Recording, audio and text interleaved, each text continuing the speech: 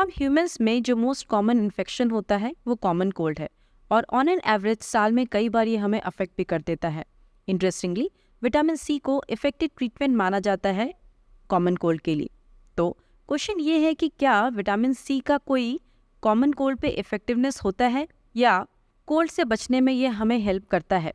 1970 में Nobel prize winner Linus Pauling ने एक थ्योरी पॉपुलराइज किया था जिसमें उन्होंने ये बताया था कि विटामिन सी कोल्ड को ट्रीट करने में हेल्प करता है।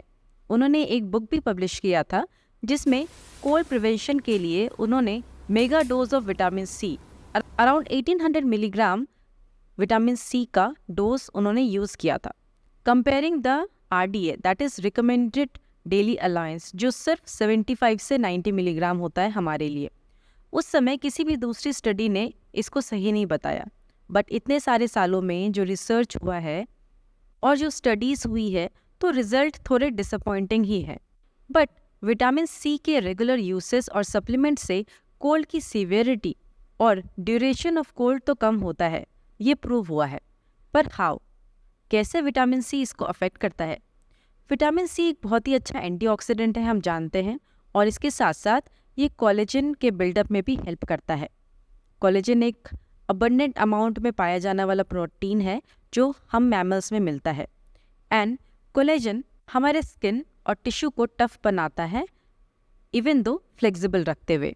इसके साथ साथ विटामिन सी का कंसंट्रेशन हमारे इम्यून सेल्स में बहुत ज़्यादा होता है, तो इन्फेक्शन के केसेस में जब ये इम्यून सेल यूज़ होते हैं तो विटामिन सी हमारे बॉडी में कम हो जाता है और ये बहुत जल्दी ख़त्म हो जाता है।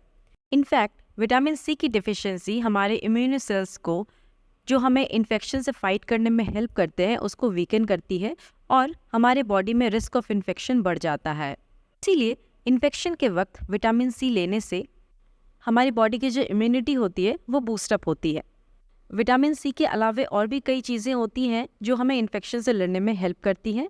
जो पहला होता है दैट इज़ फ्लेवोनॉइड जो बहुत सारी फ्रूट्स एंड वेजिटेबल्स में मिलता है, और दूसरा होता है गार्लिक जिसमें खुद एंटीमाइक्रोबियल प्रॉपर्टी होती है और ये हमें रेस्पिरेटरी इन्फेक्शंस में काफ़ी हेल्पफुल होता है। वीडियो अच्छी लगी तो लाइक, शेयर एंड सब्सक्राइब करें और चैनल को फॉलो करें।